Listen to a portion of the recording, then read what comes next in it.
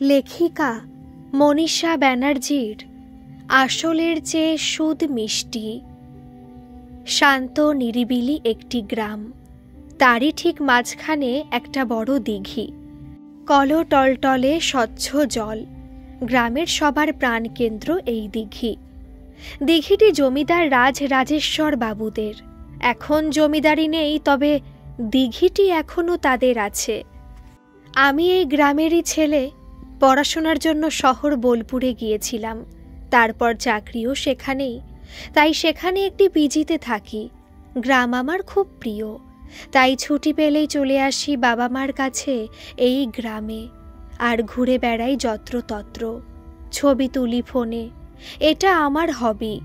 এখানে এসে যে কদিন থাকি চুটিয়ে অক্সিজেন নিয়ে যাই আমার জন্মভূমি থেকে। আজও সেই রকম ছবি তোলার ইচ্ছা নিয়ে চলে এসেছি দিঘির পাড়ে। দিঘির জলে কয়েকটি পানকৌড়ি ডুবছে, আর একটু দূরে গিয়ে উঠছে। দিঘির ধারের দিকে লাল সাদা শালুক ফুটে দিঘির সৌন্দর্য আরও বাড়িয়ে তুলেছে। শালুক পাতার উপর ব্যাঙ বসে আছে, মনে হয় কিছু খাবারের আশায়। কতগুলো হাঁস খেলে বেড়াচ্ছে জলে। দিঘির চারিধারে সুপারি, নারকেল, আম, লিচু গাছ দিয়ে সাজিয়ে ঘেরা। সব মিলিয়ে এক অপূর্ব দৃশ্য। ফোন হাতে ছবি তুলে যাচ্ছি পরপর, কিন্তু দূরে মনে হচ্ছে একটি মেয়ে একাকী বসে আছে। কে ওই মেয়েটি? এই নিস্তব্ধ দিঘির পাড়ে কেন একা বসে আছে? মনের কৌতূহল মনেই রেখে দিয়ে ছবি তোলা আর প্রকৃতির রূপ দেখার দিকেই মনোনিবেশ করলাম, কিন্তু পোড়া চোখ কেবল মেয়েটির দিকে যাচ্ছে। একসময় দেখি মেয়েটি নেই, কিছু পরেই দেখি মেয়েটি দিঘির জলে ডুবে যাচ্ছে। বুঝতে অসুবিধা হলো না, মেয়েটি তার মানে আত্মহত্যার উদ্দেশ্যে এখানে বসেছিল। আমি সাথে সাথে জলে ঝাঁপ দিই। গ্রামের ছেলে, তাই সাঁতারে বেশ পটুই বলতে পারেন। সহজেই মেয়েটিকে দিঘির পাড়ে টেনে তুললাম, কিন্তু কিছুটা জল ওর পেটে চলে গেছে ততক্ষণে, তাই জ্ঞান হারিয়ে ফেলেছে। ওর কাপড় জামা সব ভিজে গেছে, আমিও ভেজা। আমি বাধ্য হয়ে ওর পেট থেকে জল বের করার জন্য পেটে চাপ দিলাম, কারণ ইতস্তত করার মতো সময় হাতে ছিল না। জল খানিকটা বেরোনোর পরও ওর সম্বিত ফিরল না। অগত্যা ওর ঠোঁট ফাঁক করে ঠোঁট দিয়ে ফুঁয়ের সাহায্যে কিছুটা অক্সিজেন দেওয়ার চেষ্টা করি। এইভাবে বার তিনেক দিতেই মেয়েটির জ্ঞান ফিরে এলো। পরিচয় নিয়ে জানলাম মেয়েটি জমিদার বাড়ির লেঠেল হারু কাকার মেয়ে, নাম মালতী। আমি অনেক ছোটবেলায় ওকে দেখেছি, তাই চিনতে পারিনি। কেন তুমি এমন কাজ করতে গিয়েছিলে? তোমার বাবা মা কি করতো ভেবেছো একবার? তাদের তো একমাত্র সন্তান তুমি। মালতী মুখ নিচু করে বসে থাকে। কি হলো বলো, কি হয়েছে তোমার? এতটুকু বয়সে এত বড় সিদ্ধান্ত নিতে গিয়েছিলে কেন? মালতী বলে, সে অনেক কথা বাবু, আপনি বাবা মাকে একথা কিছু জানাবেন না দয়া করে। আমি বলি, ঠিক আছে তাহলে বলো কি হয়েছে। এমন সময় আমার জীবনে ঘটে গেল এক অঘটন। পাশে কোথা থেকে যেন কিছু মহিলা এসে আমাকে আর মালতীকে এই ভেজা শরীরে দেখে কুকথা বলতে আরম্ভ করে দিল। আমার কোনো কথাই তারা শুনতে রাজি হলো না। এতক্ষণ ধারে কেউ ছিল বলে বুঝতে পারিনি, অথচ ওদের চেঁচামেচিতে অনেক লোক জড়ো হয়ে গেল। গ্রামের মেম্বার বলে, ছি ছি সমুদ্র, তুমি একজন ব্রাহ্মণের ছেলে হয়ে বাগদিদের লেঠেলের মেয়ের সাথে কি করছো? এরকম তোমাকে আমরা ভাবিনি। আমার নাম সমুদ্র এতক্ষণ বলা হয়ে ওঠেনি। আমি যত ওদের বোঝানোর চেষ্টা করি কিছুতেই কেউ বুঝতে চায় না। বাবার কাছে নালিশ যায়। আমার বিচার সভা বসার আয়োজন আরম্ভ হয়। বাবা খুব লজ্জিত হন। আমার কথা কেউ বিশ্বাস করে না।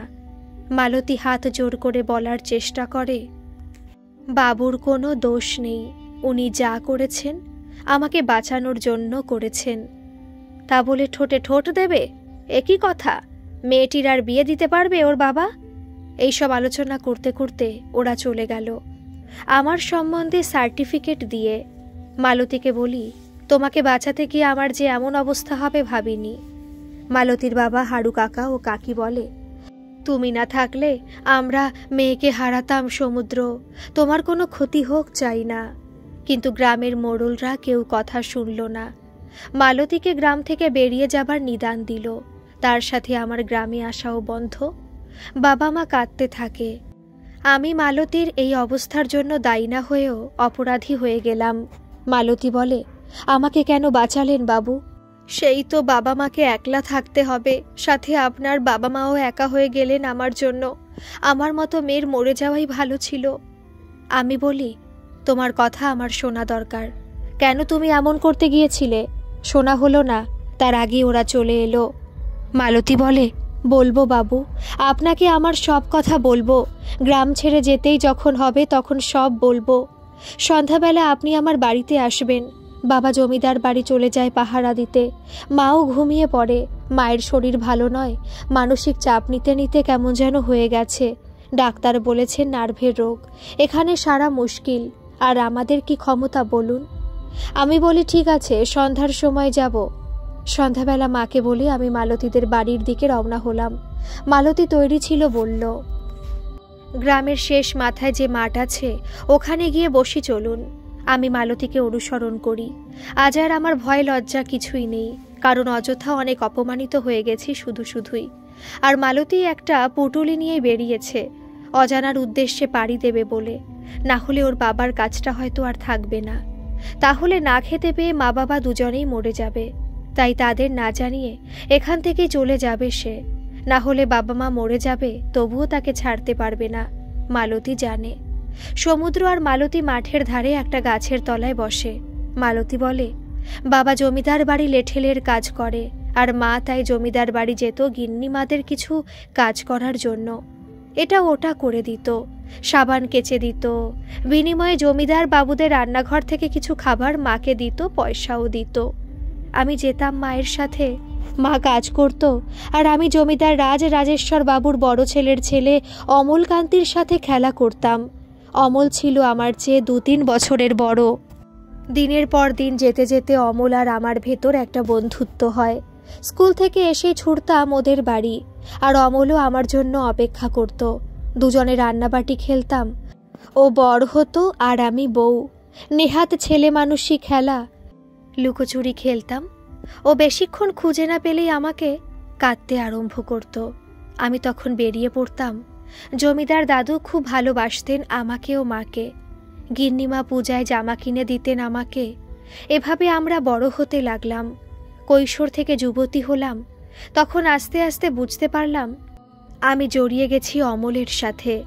অমলও আমাকে না দেখলেই খোঁজ করত। তখন খেলার ধরন পাল্টে গেছে অনেক। গল্পই হতো বেশি, স্কুলের গল্প, ওর বন্ধুদের গল্প। ছিপ নিয়ে পুকুরে মাছ ধরতে যেত অমল। আমি ছিলাম ওর সাথী। দাদু কিছু বলতেন না, কারণ অমলকে বাড়ির বাইরে বেশি কারোর সাথে মিশতে দিতেন না দাদু। আর হয়তো ভাবতেন লেঠেলের মেয়ের সাথে খেলা তার চেয়ে ভালো। কিন্তু আমি ভাবতাম মাঝে মধ্যেই, অমলের সাথে এই বন্ধুত্ব কি স্থায়ী হবে কোনো দিন? দুজনের যে বিপরীত মেরুতে বাস। মালতী লজ্জায় নত হয়ে বলে, জানেন বাবু, দুর্গাপুজোর সময় গিন্নিমা বাড়ির সকল কাজের লোকদের কাপড় দেন নিজে হাতে করে। সেখানে আমার বাবা মাও ওই লাইনে দাঁড়িয়ে কাপড় নিত, আমাকে কেবল পরে দিত। আমি তাতেই খুশি হয়ে যেতাম। মনে করতাম আমাকে কাজের মেয়ে ভাবে না। অষ্টমীর দিন পুষ্পাঞ্জলি দিতে সবাই দুর্গা দালানে উপস্থিত হয়েছিল। আমি ওখানে যাইনি বটে, তবে নতুন কাপড় পরে উঠানে শিউলিতলাতে দাঁড়িয়েছিলাম। ইচ্ছা হচ্ছিল পুষ্পাঞ্জলি দেওয়ার, কিন্তু সাহস হয়নি। এমন সময় হঠাৎ অমল দৌড়ে এসে বলে, তোকে কি সুন্দর দেখতে লাগছে মালতী, চল একসাথে পুষ্পাঞ্জলি দেব। আমি বলি, না, তা হয় না অমল। অমল জোর করে আমার হাত ধরে টানতে টানতে নিয়ে যায় পূজার দালানে। আমি পারিনি ওর ডাকে সাড়া না দিয়ে থাকতে। কিন্তু অমলের বাবা বিজয়েশ্বর বাবু প্রচণ্ড রেগে গেলেন অমলের উপর। বলেন, ওই মেয়েটার হাত ছেড়ে দাও, তুমি একলা পুষ্পাঞ্জলি দাও। ওর দালানে ওঠার সাহস হলো কি করে? আমি অপমানিত হয়ে কাঁদতে কাঁদতে ওই দিঘির পাড়ে চলে যাই। মা বাবা আমাকে খুঁজে না পেয়ে জমিদার বাড়িতেও যায়। তখন দাদু মাকে ডেকে বলেন, মালতী তো বড় হয়ে গেল, হারুকে বল এবার ওর বিয়ে দিতে, আমি খরচ দেব।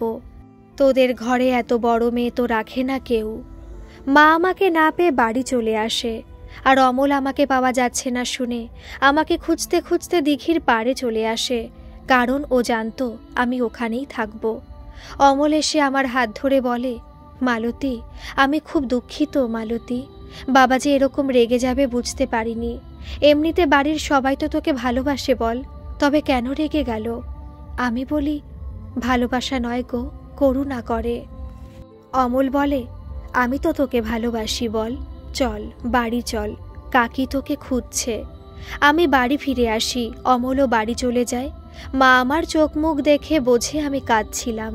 রাতে শুয়ে মা আমাকে বলে, তোর এবার বিয়ে দেব। আমাদের ঘরে এত বড় মেয়ে থাকে না। নেহাত তুই পড়াশোনা করতে চাইছিলি, তাই এতদিন কিছু বলিনি, কিন্তু আজ জমিদার বাবু বলেছেন তোর বিয়ে দেবার জন্য খরচ উনি দেবেন। আমারও হুঁশ ফিরল। আমি সারা রাত বালিশে মুখ গুজে কাঁদলাম। বুকের ভেতর ভীষণ কষ্ট হচ্ছিল, কেমন ফাঁকা ফাঁকা লাগছিল। মনে মনে সেদিন বুঝলাম এটাই বোধহয় ভালোবাসা। পরের দিন অমলকে একা পেয়ে বললাম, অমল, আমার বাবা মা বিয়ে দিয়ে দেবে বলছে। অমল বলে, তা আমি কি করব মালতী? আমি বললাম, তোমার কিছু করার নেই অমল, তুমি আমাকে ভালোবাসো না? অমল বলে, ভালোবাসি, কিন্তু বিয়ে করব বলিনি তো। তোর সাথে কি বিয়ে হয় আমার, সেটা বুঝিস না? তোর সাথে আমাদের অনেক তফাৎ রে। আমার বড় ভুল হয়ে গেছে বলে চলে এলাম ঘরে। আমার মাথায় আকাশ ভেঙে পড়ল সেদিন। মা এসে বলে, কাঁদছিস কেন? মাকে সব কথা খুলে বললাম। মা বলল, এ তুই কি করেছিস পোড়ার মুখী? শেষে কি নিজের বাবার হাতে খুন হবি তুই? জানিস না তোর বাবা ওদের লেঠেল? ওদের নুন খেয়ে আমরা বেঁচে আছি, আর সেই বিশ্বাসের মান রাখতে তোর বাবা সব করতে পারে। তোর বাবা ওদের কথায় কত রক্ত ইহাতে মেখেছে রে, তুইও রেহাই পাবি না যত কষ্টই হোক। লেঠেলরা অন্য ধাতুর মানুষ রে মালতী। আকাশের চাঁদ কি ধরা যায়? তুই ভুলে যা সব, তাতেই সব রক্ষা হবে। তোর জীবন, আমাদের সংসার। আমাকে কথা দে, আমাকে ছুঁয়ে বল মালতী। কথা দিলাম মাকে, কারণ যেখানে অমল অস্বীকার করেছে ভালোবাসা, সেখানে আর কি আছে। জমিদার বাবু একটা সম্বন্ধ এনে দিলেন। ওনার বন্ধু থাকতেন কলকাতাতে, তার জানাশোনা একটি পাত্রের সাথে আমার বিয়ে হয়ে গেল। দাদু সত্যি আমাকে ভালোবাসতেন। বিয়েটা ভালোভাবে মিটল, ভালো ছেলের সাথে বিয়ে হলো। মা বাবাকে ছেড়ে চললাম কলকাতার উদ্দেশ্যে, নতুন সংসার করার জন্য। আমার বর রথিন, শাশুড়ি আর আমি, এক ননদ বিয়ে হয়ে গেছে। এই ছিল আমার সংসার। আমার জীবন তরি বয়ে চলল তীর তীর করে, সুখের ঢেউয়ে ভেসে ভুলে গেলাম অতীতকে। আমার বর রথিন বড়লোক ছিল না, কিন্তু আমাকে খুব ভালোবাসতো। সে ভালোবাসাতে কোনো করুণা ছিল না। রথিন একটা ছোট কারখানায় কাজ করত। সকালে রথিন কাজে যেত আর সেই সন্ধে ফিরত। আমি শাশুড়িকে আর কিছু করতে দিতাম না, আমি সব করতাম। সকালে ঘুম থেকে উঠে ওর জন্য রান্না করতাম, টিফিন দিতাম ব্যাগে পুরে। মালতী বলতে বলতে চোখের জল মোছে। সেটা সমুদ্রের চোখ এড়ায় না। সমুদ্র বলে, তোমার বলতে কষ্ট হলে থাক মালতী। মালতী বলে, না না বাবু, এমন করে কেউ তো আমার জীবনের কথা জানতে চায়নি, তাই আজ বলতে পেরে নিজেকে একটু হালকা করি। আর কোনোদিন এ সুযোগ পাবো কিনা জানি না, হয়তো এখানেই শেষ হবে আমার জীবনের কথা। এরপর কি হবে আমি নিজেও তো জানি না। কেউ এত গুরুত্ব দিয়ে আমার কথা কেন জিজ্ঞাসা করবে বাবু? আমি বলি, তারপর? মালতী বলে, সুখেই ছিলাম। ছুটির দিন বর ঘুরতে নিয়ে যেত, গড়ের মাঠ, চিড়িয়াখানা, পাতাল রেল সব দেখিয়েছিল। সিনেমাও নিয়ে যেত মাঝে মাঝে। কিন্তু সুখ বেশি দিন সহ্য হলো না। কোথা থেকে এলো করোনা রোগ, কারখানা বন্ধ হয়ে গেল। জমানো যেটুকু টাকা ছিল তা শেষ হয়ে গেল। শাশুড়ির প্রেশার, সুগার ছিল, তার জন্য ঔষধ আনা দুষ্কর হয়ে পড়ল। কোথাও কোনো কাজ নেই, কেউ কারোর বাড়ি যায় না, কেউ আসেও না। শান্ত মানুষটা কেমন খিটখিটে হয়ে যেতে লাগলো দিন দিন। বুঝতে পারছিলাম হাতে পয়সা নেই। 3টে পেট শহর বাজারে চালানো কষ্টসাধ্য হয়ে পড়ল। শাশুড়ির ঔষধ আনা তো দূরের কথা, গ্রাম নয় যে পুকুর অথবা মাঠ থেকে শাক তুলে একবেলা চালিয়ে নেব। আমি নিজে কাজের খোঁজে লোকের বাড়ি গেছি, দূর দূর করে ভয়ে তাড়িয়ে দিয়েছে করুণার ভয়ে। সবাই বলে, এখন নয়, পরে খোঁজ নিও বাপু। দিন যায়, রাত আসে, আবার দিন আসে, কিন্তু পরিস্থিতির কোনো পরিবর্তন হয় না। মানুষটা পাগলের মতো করত আমাদের মুখে দুটো খাবার তুলে দেওয়ার জন্য, কিন্তু চারদিকে শুধুই অন্ধকার। এই পরিস্থিতিতে একদিন সকালে দেখি রথিন গলায় দড়ি দিয়ে ঝুলছে। সব শেষ। 1 বছরের ভেতর শাখা পলা ভেঙে সিঁদুরের রাঙা সিথি সাদা করে বিধবা হয়ে গেলাম। শাশুড়ি ছেলের শোকে আমাকে আর সহ্য করতে পারছিল না। তার উপর পেটে ভাত নেই। সবাই বলতে লাগলো, কি অপয়া বউ এলো রে বাবা। বছর কাটল না, ছেলেটা মরেই গেল। ননদ এলো, মাকে নিয়ে চলে গেল। আমি না খেয়ে দে কতদিন আর থাকি বলুন। বাবা গিয়ে নিয়ে এলো। এখানে এসে আর ভালো লাগছিল না। অতীত আমাকে তাড়া করে বেড়াতে লাগলো। মাও লুকিয়ে লুকিয়ে আমার জন্য কাঁদে। আমি নিজেকে আর ঠিক রাখতে না পেরে আত্মহত্যার পথ বেছে নিয়েছিলাম। এই হলো আমার জীবন কাহিনী। এইবার আমি যাই বাবু। এরপর ভোরের আলো ফুটে যাবে। মা উঠে পড়লে আর আমার যাওয়া হবে না। অশান্তি করবে গ্রামের লোক। মালতী সমুদ্রের পায়ে হাত দিয়ে প্রণাম করে। সমুদ্রর হাত ধরে বলে, এ কি করছো? মালতী বলে, আপনি আমার ভগবান। এই প্রাণটা তো আপনিই ফিরিয়ে দিয়েছেন। সমুদ্র বলে, আমার জন্য তোমাকে বাড়ি ছাড়া, মা বাবা ছাড়া হতে হলো মালতী। খুব খারাপ লাগছে। আমাদের গ্রাম এখনো অন্ধকারে ডুবে আছে, শিক্ষার অভাব। তাই কিছু লোক এখনো কুসংস্কারে আচ্ছন্ন। আর মাতব্বরি করা, পরের আলোচনা করা ছাড়া আর কোনো কাজ নেই। জগৎকে জানে না, চেয়ে দেখে না। কুয়োর ব্যাঙ হয়ে থাকতেই এরা ভালোবাসে, কিন্তু আমি তা মানব না। আপনি কি করবেন বাবু? না না, আপনি আর আমার জন্য কিচ্ছু করবেন না। দোহাই আপনার, আরও বিপদ বাড়বে। সমুদ্র বলে, আমি একটা কথা বলবো, শুনবে? কি কথা বাবু? রাত শেষ হয়ে ভোরের আলো ফুটতে আর দেরি নেই। মালতী বলে, বাবু বলুন, কি বলবেন? আমায় এবার যেতে হবে, আবার না হলে গ্রামের লোক ঝাঁপিয়ে পড়বে। সমুদ্র বলে, মালতী, তোমার যদি আপত্তি না থাকে আমি তোমাকে বিয়ে করে যোগ্য সম্মান দিতে চাই, আর নিজের সম্মানও রক্ষা করতে চাই। মালতী বলে, এ কথা বলবেন না। আমি একটা বিধবা মেয়ে, আমার আবার বিয়ে বলতে নেই ও কথা। সমুদ্র বলে, বিধবা বিয়ে আইন সিদ্ধ। শহরে এসব নিয়ে কেউ চিন্তাও করে না। তুমি অমত করো না মালতী, এতে আমাদের দুজনেরই ভালো হবে। আপনার মা বাবা কেন মেনে নেবেন? তারা সম্মানীয় লোক, আর আমি নিচু জাতের মেয়ে। সে চিন্তা আমার মালতী, তুমি আমার সাথে চলো।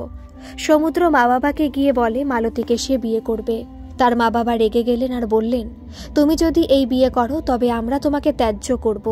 তুমি এই বিয়ে করলে তোমার বাবার পূজা করাও বন্ধ হয়ে যাবে, আমরা না খেয়ে মরে যাব। সমুদ্র বলে, আমার জন্য মালতীর জীবন নষ্ট হয়েছে। আমার ধর্ম ওকে সুস্থ জীবন দেওয়া। যদিও ও বিয়ে করতে রাজি নয়, বিধবা বলে আমাকে এমনিতেই গ্রামে আসতে দেবে না বলেছে, তাই আমি মালতীকে বিয়ে করব। তবে মনে রাখবে, আমি তোমাদের ত্যাগ করছি না, তোমরা আমাকে ত্যাগ করছো। তাই যে কোনো প্রয়োজনে আমাকে ফোন করবে, আমি সাথে সাথে চলে আসব। সমুদ্র মা বাবাকে প্রণাম করে বেরিয়ে পড়ে। মালতীকে সাথে নিয়ে সমুদ্র মন্দিরে গিয়ে বিয়ে করে। তারপর মালতীকে নিয়ে শহরে বোলপুরে চলে আসে। সমুদ্রের বন্ধুরা সব ব্যবস্থা করেই রেখেছিল। সমুদ্র আর মালতীকে ভাড়া করা বাড়িতে স্বাগত জানায়। ছোট্ট একটা বাড়ি বন্ধুরাই ব্যবস্থা করে দিয়েছে। তাদের কারোর এখনো বিয়ে হয়নি। সমুদ্র বলে, তোরা আজ এখানেই খাবি সবাই, দোকান থেকে আনিয়ে নেব। সবাই হই হই করে উঠল। মালতী বলে, আমি রান্না করতে পারি, কিন্তু কি দিয়ে কিসে রান্না করবে এখন? বলে সমুদ্র হাসতে থাকে। দোকান থেকে খাবার এনে সবাই মিলে আনন্দ সহকারে খাওয়া দাওয়া করে সবাই চলে গেল। মালতী বলে, তাহলে তো বাসনপত্র কিনতে হবে বাবু। সমুদ্র বলে, একদম বাবু বলবে না, এখানে আমাদের নতুন জীবন শুরু করেছি। এখন তুমি আমার স্ত্রী, এটা সব সময় মনে রাখবে। মালতী মাথা নিচু করে মিষ্টি করে হাসে শুধু। সমুদ্র মালতী বিকালে বেরিয়ে সংসারের জিনিসপত্র কিনে আনে। নিজের হাতে আবার নতুন করে সাজায় রান্নাঘর, শোবার ঘর সব। আর ভাবে এত সুখ সহ্য হবে তো। সব সময় ভয়ে ভয়ে থাকে। ঠাকুরকে বলে, আমার পাপ যেন সমুদ্রের পরিবারের উপর না পড়ে, কোনো কালো ছায়া যেন ওদের ক্ষতি না করতে পারে। সমুদ্র মালতীকে পেছন থেকে জড়িয়ে ধরে বলে, কোমরে কাপড় গুজে বউ আমার একেবারে গিন্নি হয়ে উঠেছে। মালতী বলে, বড় স্বাদ ছিল গিন্নি হয়ে সংসার করার, শেষ হয়ে গিয়েছিল সে স্বাদ। আপনি আবার আমাকে সে সুযোগ দিলেন। সমুদ্র মালতীর মুখে হাত দিয়ে চাপা দিয়ে বলে, শেষের কথা আর নয় মালতী, আর আপনি নয়, তুমি। এ তোমার সংসার, যেমন ইচ্ছা সাজাও, শুধু অতীত ভুলে যাও মালতী, আমরা খুব ভালো থাকব। কিন্তু মা বাবার আশীর্বাদ যে আমরা পেলাম না, কি হবে? ওরা একদিন ঠিক বুঝবে তোমার মনটা, সেদিন আর জাতপাত কিছু বাধা হয়ে দাঁড়াবে না, দেখো তুমি। তাই যেন হয়। মালতী, কাল থেকে আমি অফিস যাব, তুমি একলা সাবধানে থাকতে পারবে তো? মালতী বলে, হ্যাঁ, আপনি চিন্তা করবেন না। সমুদ্র মালতীকে দুহাতে কাছে টেনে নিয়ে বলে, এবার আপনি বললে আর কথাই বলবো না, আস্তে আস্তে ঠিক হয়ে যাবে। সমুদ্র মালতীর কপালে স্নেহের চুম্বন এঁকে দেয়। মালতী আবেশে চোখ বন্ধ করে। মালতী খুব সকালে উঠে চা নিয়ে সমুদ্রকে ঘুম থেকে ডেকে তোলে। জানলা দিয়ে এক নতুন সূর্যের আলো ঘরে এসে লুকোচুরি খেলে। সেই আলোর পরশে ওদের জীবন আলোকিত হয়ে উঠল। মালতী রান্না করে সমুদ্রকে খেতে দেয় পরম ভালোবাসায়। সমুদ্র অফিস চলে গেলে মালতী ঘরটাকে সুন্দর করে সাজিয়ে তোলে, উঠোনটা ঝাড় দিয়ে পরিষ্কার পরিচ্ছন্ন করে। সমুদ্র অফিস থেকে বেরিয়ে মালতীর জন্য কিছু কাপড় জামা কিনল, একগোছা গোলাপ, একটা জুঁই ফুলের মালা নিয়ে বাড়িতে ঢুকে অবাক হয়ে যায়। কে বলবে ও গ্রামের লেঠেলের মেয়ে? বাড়ি ঘর সব জায়গা সাজানো, সুন্দর রুচির পরিচয় দিচ্ছে। সমুদ্র মালতীর হাতে ফুলের তোড়াটা দেয়। মালতী বলে, কোথায় রাখি বলো তো? সমুদ্র বলে, ইস, একদম মাথায় নেই গো যে একটা ফুলদানি লাগবে, এই জন্যই বউয়ের দরকার, বুঝলে মালতী? ঠিক আছে, বুঝেছি, আমি ব্যবস্থা করছি। আমার বর যখন এনেই ফেলেছে, তার মান রাখতে হবে তো। হেসে ফেলে দুজনেই। মালতী একটা কাঁসার গ্লাসে জল ভরে গোলাপের তোড়া রেখে দেয়। সমুদ্র জুঁই ফুলের মালাটা মালতীর মাথায় লাগিয়ে দেয়, বলে, এইভাবেই আমার সংসারটা সাজিয়ে রেখো তুমি। কোনো সত্যি কথাই চাপা থাকে না, তাই সমুদ্র আর মালতীর বিয়ের কথাও চাপা থাকলো না গ্রামে। সমুদ্রের বাবা লজ্জায় খুব সংকুচিত হয়ে থাকেন। অনেকে পূজা করানোও বন্ধ করে দিয়েছে। খুব মানসিক কষ্টে দিন কাটাতেন তারা। কেবল বলেন, ভেবেছিলাম ছেলে বড় হলে চাকরি পেলে একটু সুখের মুখ দেখব, কিন্তু ভগবান একই করলেন। সমুদ্রের মা বলেন, ছেলেটা তো আমার কোনো খারাপ কিছু করেনি, একটা মেয়েকেই তো বাঁচিয়েছিল। তবু ওকে কেউ বিশ্বাস করল না, গ্রাম ছাড়া করল। মালতী সমুদ্রকে বলে, তুমি বাবা মাকে টাকা পাঠাচ্ছ তো? সমুদ্র বলে, পাঠিয়েছিলাম, কিন্তু টাকা ফেরত এসেছে। মালতী বলে, আমার জন্য সব হয়েছে, তুমি আমাকে বিয়ে না করলেই ভালো হতো। এ তুমি কি বলছো মালতী? তুমি আমার স্ত্রী, এমন কথা আর বলো না। আমি কোনো ভুল করিনি, তুমি আর এসব ভেবে কোনো অপরাধ বোধে ভুগবে না। তুমি কোনো কষ্ট পেলে আমিও যে কষ্ট পাবো মালতী। মালতী চুপ করে থাকে। সমুদ্র আর মালতীর দিন ভালোই কাটছে। মালতী সমুদ্রকে বলে, দুটো ফুল গাছ এনে দেবে আমাকে, আর একটা তুলসী গাছ। সমুদ্র বলে, গয়না শাড়ি কিচ্ছু নয়, ফুল গাছ চাই আমার বউয়ের। আমার গয়না তো তুমি, আমার আর কিছু চাই না, তুমি শুধু আমার পাশে সারা জীবন থেকো, তাহলেই হবে। সমুদ্র মালতীকে কাছে টেনে নিয়ে বলে, মৃত্যু ছাড়া আমাকে তোমার কাছ থেকে কেউ সরাতে পারবে না। মালতী সমুদ্রের মুখে হাত চাপা দিয়ে বলে, আর এমন কথা কখনো বলো না, আমি আর সহ্য করতে পারবো না। বারবার ঘর ভাঙার কষ্ট আর নিতে পারবো না, তার চেয়ে আমি যেন। সমুদ্র এবার মালতীকে বাধা দেয়, আর দুজনে একসাথে বলে, আমরা বাঁচবো, ভালোভাবে বাঁচবো। সমুদ্র মালতীর চোখের জল মুছিয়ে দেয়। সমুদ্র আর মালতীর আনন্দেই দিন কাটতে লাগলো, কিন্তু দুঃখ আর সুখ দু ভাই, তাই সুখের পাশে দুঃখ তো সংসারে আসবেই। সেই রকম ওদের জীবনেও তা আসে। সমুদ্রের পাশের বাড়িতে একজন ভাড়াটে এসেছে। সে হঠাৎ মালতীর বাড়িতে পরিচয় করতে আসে, আর মালতী ওকে দেখে অবাক হয়ে যায়। সে ওদের গ্রামে রোহিণী মাসির মেয়ে। রোহিণী মাসি জমিদার বাড়িতে রান্নার কাজ করত। ওর মেয়ের নাম কামিনী। কামিনী অবাক হয়ে বলে, আরে মালতী দি, তুমি এখানে? মালতী বলে, হ্যাঁ, আমি আর আমার বর এখানে থাকি। তোমার সাথে কার বিয়ে হয়েছে? কবে হয়েছে? সমুদ্র সেই সময় বাজার থেকে আসে। আজ ছুটি, তাই জমিয়ে বাজার করে ফিরেছে। ঢুকেই চেঁচিয়ে মালতী মালতী করে ডেকে বলে, আজ মাংস এনেছি, জমিয়ে রান্না করো তো। সমুদ্র কামিনীকে চিনত না। মালতী তাড়াতাড়ি বলে, কে এসেছে দেখো। কে উনি? চিনি না তো। আমাদের পাশের বাড়ি, ওরা ভাড়া এসেছে, তবে ওর আরও একটা পরিচয় আছে। কি পরিচয়? ও আমাদের গ্রামে রোহিণী মাসির মেয়ে কামিনী। রোহিণী মাসি জমিদার বাড়িতে রান্না করত। সমুদ্র বলে, ও আচ্ছা। সমুদ্র না চিনলেও কামিনী সমুদ্রকে চিনতে পারে। কামিনী বলে, আমি চিনি, আপনি তো আমাদের বামুন ঠাকুরের ছেলে। সমুদ্র বলে, তুমি চেনো বাবাকে?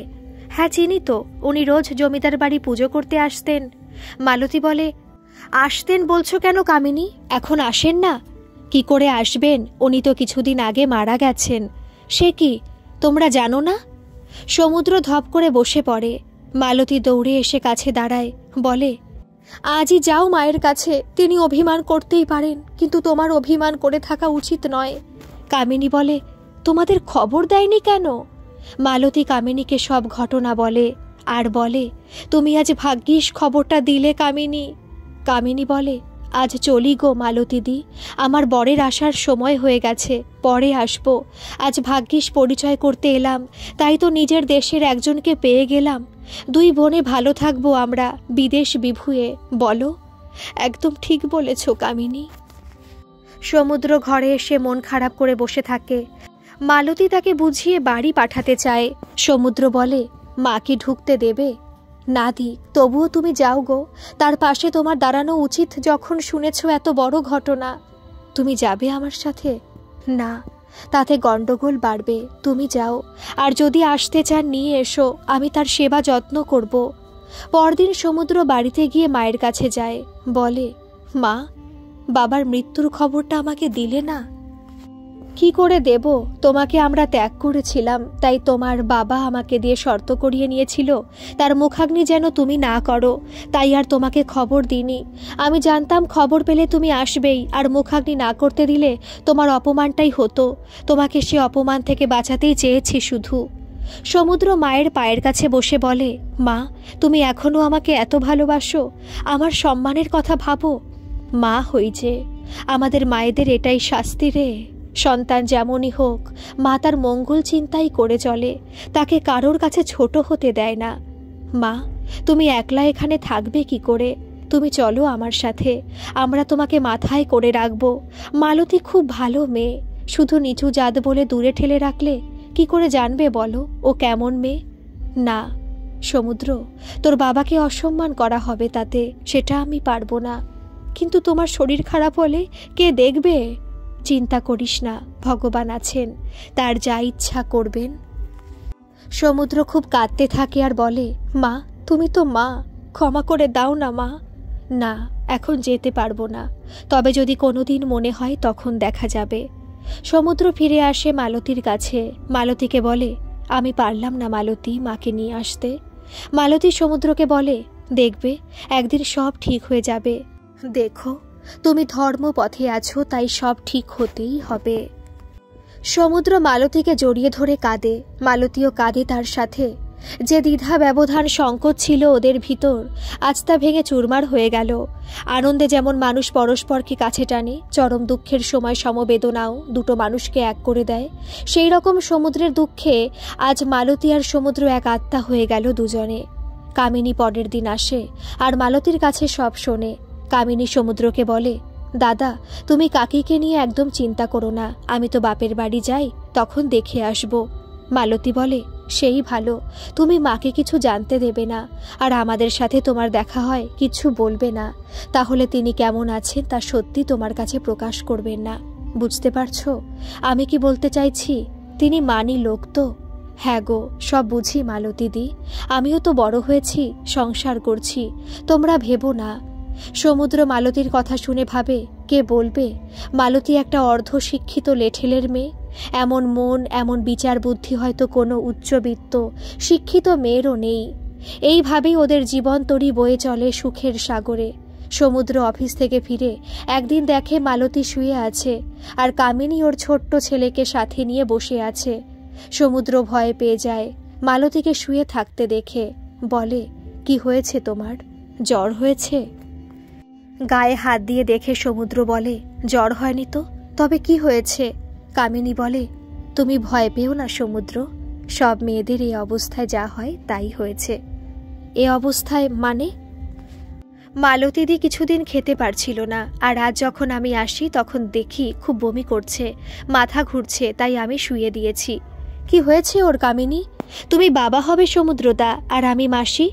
তুমি কি করে জানলে? আমার একটা ছেলে রয়েছে সমুদ্রদা, আমারও এরকম হতো, তাই বলছি। তুমি ডাক্তারকে দেখিয়ে আনো, তাহলেই বুঝবে। সমুদ্র মালতীকে নিয়ে ডাক্তারের কাছে যায়। ডাক্তার প্রাথমিক চিকিৎসা করে বলেন উনি প্রেগনেন্ট। তবুও একবার পরীক্ষা করে নিন, সাবধানে থাকবেন, প্রথম স্টেজ। ভালো খাওয়া দাওয়া করুন আর আনন্দে থাকবেন, টেনশন করবেন না। সমুদ্র মালতীকে নিয়ে ফিরে আসে। ওরা দুজনেই খুব খুশি। সমুদ্র অফিস করে, মালতী 2 হাত দিয়ে সমুদ্রের যত্ন করে যতটা পারে, আর ভাবে ওর হাত ধরেই তো আমার সব না পাওয়াগুলো ভগবান পাইয়ে দিয়েছেন, আমি তার কাছে কৃতজ্ঞ। সমুদ্র মালতীকে বলে, এই সময় তোমার মা, আমার মা কেউই তোমার কাছে নেই, কাজেই তুমি নিজের সাবধানে থাকবে। আমি সব সময় তোমার পাশে আছি, কোনো অসুবিধা হলে আমাকে বলতে দ্বিধা করবে না একদম, কথা দাও আমাকে। মালতী বলে, কেন এত চিন্তা করছো? যে আসছে সে আমাদের দুজনের, তাই নিশ্চয়ই খেয়াল রাখবো নিজের। সমুদ্র অফিস যায়। যেদিন ছুটি পায় সেদিন মালতীকে নিয়ে কাছে পিঠে ঘুরিয়ে আনে। যা খেতে ইচ্ছে করে তা দোকান থেকে কিনে এনে খাওয়ানোর চেষ্টা করে। এইভাবেই একটা একটা করে দিন চলতে লাগলো। একদিন কামিনী এসে মালতীকে নিমন্ত্রণ করে। সমুদ্র বলে, কি ব্যাপার, হঠাৎ নিমন্ত্রণ কেন কামিনী? শুধু দিদিকে নিমন্ত্রণ, আমি বাদ? না গো সমুদ্রদা, তোমাকে বাদ দিলে দিদি আমার খেয়ে শান্তিই পাবে না, তা আমি জানি। তোমাদের দুজনেরই নিমন্ত্রণ, কিন্তু কি হেতু সেটা তো বলো। আর যদি তোমার মা বা মালতীদির মা এখানে থাকতো, তারাও এটা করতো। আমি তাই বোন হয়ে নিয়মটা করলে কি তোমরা আপত্তি করবে? কি মালতীদি? মালতী বলে, রক্তের সম্পর্কের চেয়েও তুমি আমার কাছে অনেক বেশি কাছের, তাই আপত্তির কোনো প্রশ্ন নেই বোন। মালতী কামিনীকে জড়িয়ে ধরে বলে, ভগবান নদীর এক কূল ভাঙে আর অপর কূল গড়ে, তুমি আমার সেই কূল তৈরি করে চলেছ কামিনী। সমুদ্র ওদের দুজনকে দেখে বলে, কামিনী, তুমি এই সময় আমার পাশে আছো বলে আমি মনে জোর পাই, এমনি করেই থেকো। আমি অত ভারী ভারী কথা বুঝি না সমুদ্রদা, কেবল জানি আমি মালতীদির বোন, আর তোমার শালি। হেসে উঠে বলে, বুঝলে জামাইবাবু, এখন বাদ দাও ওসব, কাল কিন্তু চলে যাবে ঠিক সময় দুজনে। সমুদ্র আর মালতী কামিনীর বাড়ি যায়। সেখানে তার বর অশোকের সাথে পরিচয় হয়। অশোক বলে, কামিনীর কাছে আপনাদের কথা অনেক শুনেছি, আজ আলাপ হয়ে ভালো লাগলো। সমুদ্র বলে, এখানে তোমরা আছো বলে আমাদেরও মনে জোর আছে। সারাদিন আনন্দে কাটিয়ে ওরা বাড়ি ফিরল। মালতী বলে, দেখো আমরা ওকে পাশে পেয়েছি, এটা কত সৌভাগ্য আমাদের। কামিনী এর ভেতর একবার বাপের বাড়ি যায়। সেখানে গিয়ে কামিনী সমুদ্রের মায়ের সাথেও দেখা করে আসে। ফিরে এসে সমুদ্র আর মালতীকে বলে, কাকিমা এখন সামলে নিয়েছে নিজেকে, তোমরা আর অপরাধ বোধে ভুগো না গো, সময় মানুষকে সব ঠিক করে দেয়। মালতী বলে, যাক খানিকটা নিশ্চিন্ত হলাম। কামিনী বলে, জানো মালতীদি, জমিদারদের অবস্থা এখন পড়ে গেছে, তাই তোমার বাবাকে আর লেঠেলের জন্য রাখেনি, তবে তোমার মা কাজ করে। মালতী বলে, তাহলে মা বাবা কি কষ্টে আছে? কামিনী বলে, জানি না গো, তবে তোমার বাবাকে জমিদার বাবুরা খুব ভালোবাসে তো, তাই সাহায্য করে মনে হয়। মালতীর চোখে জল আসে, বলে, আমি কিছুই করতে পারি না, এমন অধম সন্তান। মালতীর খুব জানতে ইচ্ছে করে অমলকান্তির খবর, কিন্তু কামিনী যদি কিছু ভাবে তাই প্রশ্ন করে না, শুধু বলে, জমিদার বাবুরা সবাই কেমন আছেন? কামিনী বলে, অমল বাবুর বড়লোক বাড়িতে বিয়ে দিয়েছিল, কিন্তু শুনলাম তার বউ পাগল, লুকিয়ে বিয়ে দিয়েছে, অনেক টাকা পয়সা দিয়েছিল, তাই চাপা ছিল এতদিন, এখন সবাই জানতে পারছে। মালতী বলে, তাই বুঝি, তাহলে অমলবাবুর তো খুব কষ্ট গো। পুরুষ মানুষ, কষ্টের কি আছে গো? শুনলাম বাউরি পাড়ায় একটা মেয়ে মানুষের সাথে থাকে প্রায় দিন, বাড়ির লোক কিছু বলে না? কি করে বলবে, পয়সার লোভে পাগল মেয়ের সাথে বিয়ে দিয়েছে, ভেবেছিল ছেলের হিল্লে হয়ে যাবে, তা তো আর হয়নি, আর চাকরিও করে না। বাবা দাদুর পয়সায় ফুটানি আর কতদিন চলবে বলো? মালতী বলে, কষ্ট লাগে, হাজার হোক আমাদের অন্নদাতা তো। কামিনী বলে, চলি গো মালতীদি, বেলা পড়ে এলো, দেখি ছেলেটা আবার কোথায় খেলছে। এর কিছুদিন পরে যথাসময়ে মালতীর একটি ছেলে সন্তান হলো। সমুদ্র মালতী খুব খুশি। কামিনী আর অশোক এই সময় সমুদ্রকে খুব সাহায্য করেছে। মালতীর এখন ছেলেকে নিয়ে অনেক স্বপ্ন। সে সমুদ্রকে বলে, ওকে তোমার মতো করে মানুষ করব, শুধু লেখাপড়া নয়, তোমার মতো ভালো মনের মানুষ যেন হয়, এই কামনা করি। সমুদ্র বলে, শুধু আমার মন ভালো, তোমারও তো সুন্দর একটা মন আছে, তাই তো আমি তোমাকে নিয়ে এত খুশি। মালতী বলে, সে তো আমাকে ভালোবাসো, তাই সব ভালো দেখো।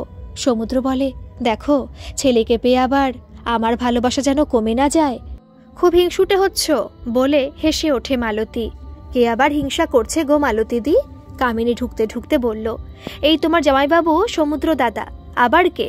শেষে ছেলেকে হিংসে করছে জানো, ওর নাকি ভালোবাসা কমে যাবে এই ভয়। কামিনী খিলখিল করে হেসে ওঠে, সাথে মালতীও। সমুদ্র ছেলের নাম রেখেছে সৌম্য। সত্যি উপযুক্ত নাম দিয়েছে সমুদ্র। ছেলে দেখতে খুব সুন্দর হয়েছে। সমুদ্র একটা কাজের মাসি রেখেছে মালতীর কষ্ট হবে বলে। মালতী অবশ্য আপত্তি করেছিল, কিন্তু সমুদ্র শোনেনি। মাসিটি বয়স্কা মহিলা, মালতীকে খুব স্নেহ করে। মালতী আর সমুদ্র মায়ের মতো কাউকে পেয়ে খুব খুশি। মাসির ছেলেরা দেখে না। সমুদ্র আর মালতীর ভালোবাসা মাসির সে দুঃখ ভুলিয়ে দিয়েছে। পুত্র স্নেহ সবটুকু ওদের উপর পড়েছে। সমুদ্র বলে, তোমাকে আর বাড়ি যেতে হবে না, এখানেই থাকবে। মাসি তাই থাকে। সমুদ্র এখন ভাড়া বাড়িটা কিনে নিয়েছে, মালিক বিক্রি করলো যখন। মালতী ভাবে, একসময় দুর্ভাগ্যের জন্য ভগবানকে কত দোষারোপ করেছি। তুমি আমাকে ক্ষমা করো ভগবান, অপরাধ নিও না। বুঝিনি তখন এত সুখ আমার জন্য রেখেছিলে। সময় একটু একটু করে বড় হয়ে উঠতে লাগলো। ছেলের মুখে ভাত দিল সমুদ্র খুব ঘটা করে।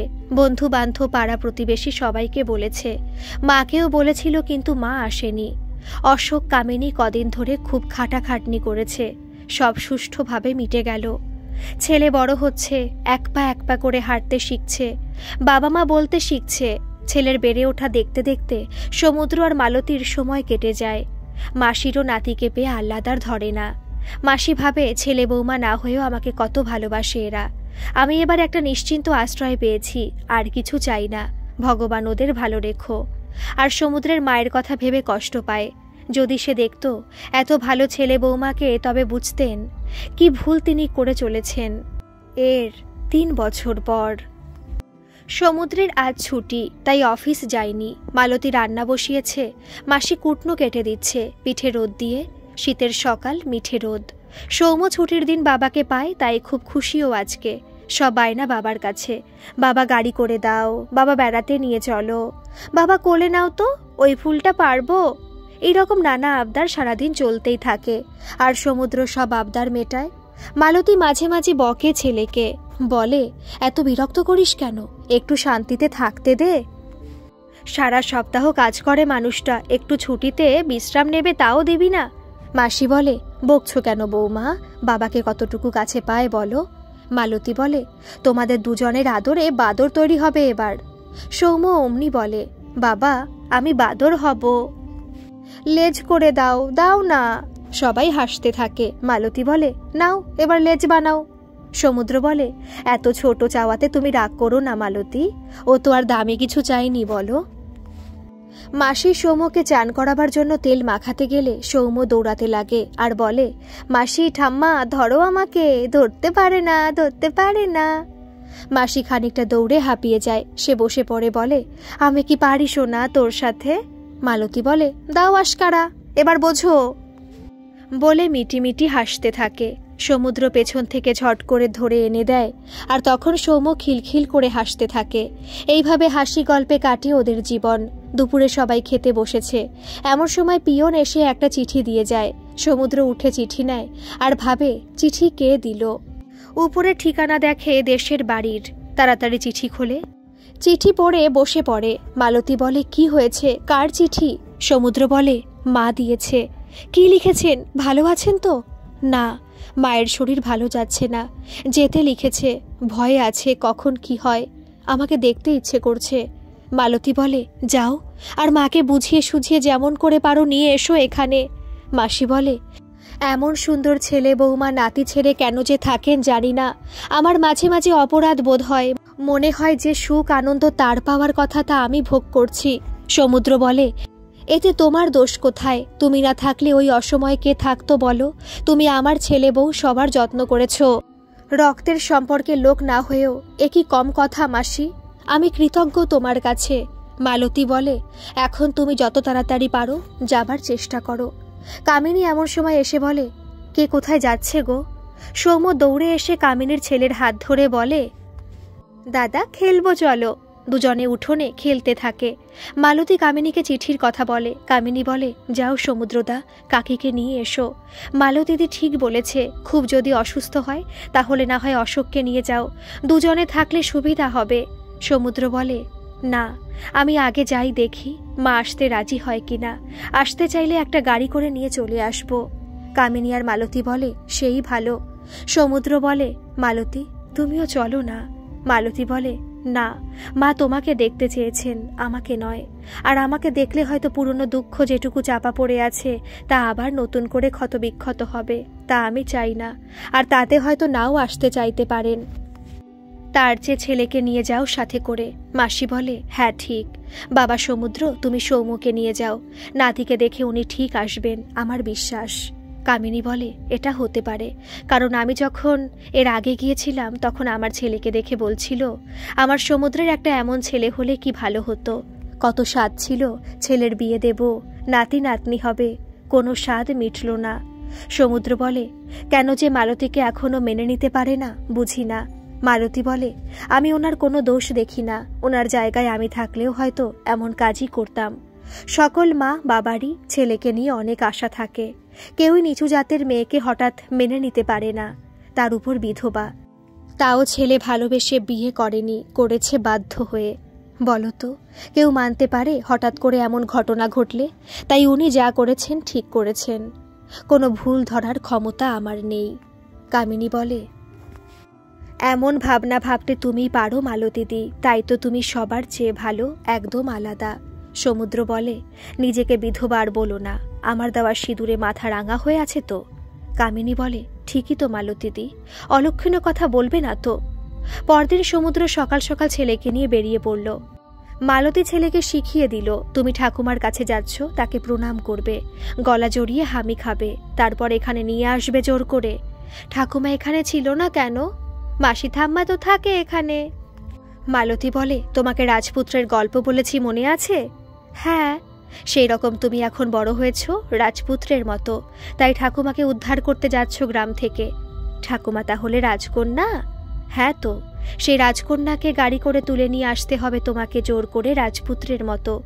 মালতী সুন্দর করে সাজিয়ে দেয় ছেলেকে, নিজের নজর লেগে যাচ্ছে বলে আঙুল কামড়ে গায়ে থুতু ছিটিয়ে দেয়। সমুদ্র বলে, আসছি। সৌম্য বলে, রাজকন্যা আনতে যাচ্ছি গো মাসি ঠাম্মা। মাসি ঠাম্মা দুহাতে চুমু খেয়ে বলে, তাই যেন হয় সোনা। সমুদ্র আর সৌম্য দেশের বাড়িতে মায়ের কাছে পৌঁছায়।